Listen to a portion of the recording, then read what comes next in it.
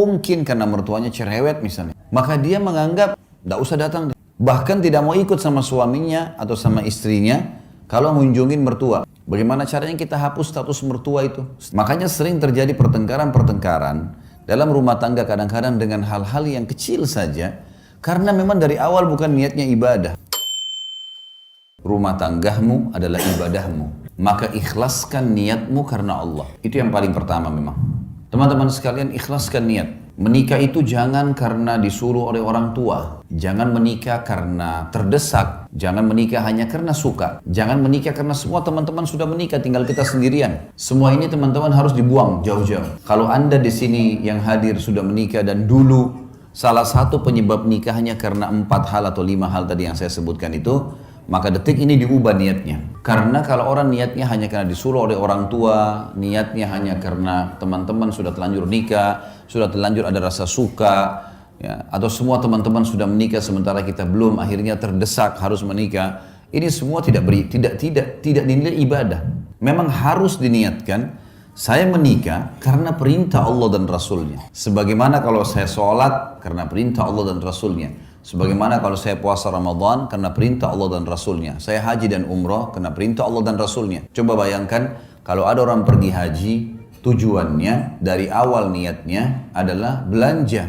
Misal, nanti kalau saya di Mekah saya mau belanja ini, saya mau belanja itu. Kalau saya di Madinah mau beli ini dan seterusnya. Dicampur baur antara niat ibadahnya sama niat belanjahnya. Bahkan ada orang karena niatnya belanja, pada saat umroh buru-buru mau selesaikan. Nggak dinikmati tawafnya, nggak dinikmati sa'inya, nggak dinikmati zikirnya, doanya, buru-buru. Bagaimana selesai, masuk pasar belanja. Beda dengan orang dasarnya niatnya ibadah. Orang kalau niat ibadah Bapak Ibu sekalian, maka semua jadi mudah. Saya kasih contoh. Kalau ada orang pergi haji, niatnya ibadah, haji itu capek loh. Berangkat dari Jakarta saja misalnya ke Jeddah 9 jam. Belum masuk ke Mekah sejam 2 jam sampai di hotel. Belum kita harus tinggal di Mina, di kemah, jumrah, panas matahari, desak-desakan sama orang. Kemudian juga ada Muzdalifah, ada Arafah. Capek sebenarnya, letih. Setiap azan kita langsung ke masjid, walaupun jarak hotelnya jauh. Tapi subhanallah, orang kalau niatnya ibadah, pulang haji ditanya, Bapak Ibu yang sudah capek nih, sudah 40 hari di sana, 30 hari di sana. Tanya, mau haji lagi nggak? Pasti jawabannya mau. Kalau orang niat ibadah, dia mau lagi. Suka dukanya semua jadi mudah. Yang panasnya, yang makanannya kehabisan, yang hotelnya jauh, terlupakan semua. Yang antri panjang di imigrasi, dilupain semuanya. Karena niat ibadah itu berbeda. Orang kalau bangun sholat malam, dia niat memang ibadah karena mau berkomunikasi dengan Allah, mau beribadah kepada Allah, lain dengan orang yang hanya kebetulan pasangannya bangunin supaya dia bangun sama-sama, atau mungkin karena teman-temannya lagi kebetulan nginap misalnya di satu tempat seperti ini, nginap kemudian teman-temannya semua buat program bangun sholat malam dan dia ikut-ikutan. Beda sekali. Makanya harus diniatkan dari awal ibadah. Ada sebuah kata kunci dalam masalah ini. Semua yang berhubungan dengan kita teman-teman sekalian di muka bumi ini, tanda kutip ya, tanda kutip, adalah boneka-boneka yang sedang Allah titipkan. Saya bilang sama istri saya, dan saya juga sampaikan ke Bapak Ibu sekarang, saya juga sampaikan dalam pelatihan-pelatihan saya. Kalau kamu, saya bilang sama istri saya, adalah titipan Allah kepada saya. Saya anggap kamu tanda kutip boneka, tanda kutip yang Allah titipkan, mengatakan Khalid ini istrimu. Didik dia, lindungi dia, berikan dia hasil keringatmu, nafkahmu. Karena saya, maka saya akan berikan pahala, kau masuk surga. Saya bilang sama istri saya, sebaliknya, kamu juga begitu. Kamu menganggap saya, tanda kutip, adalah boneka, tanda kutip ya, yang Allah titipkan. Ini suamimu ya. Layani dia, cuciin bajunya, buatin masakannya, biologisnya, didik anaknya, jaga amanah rumahnya.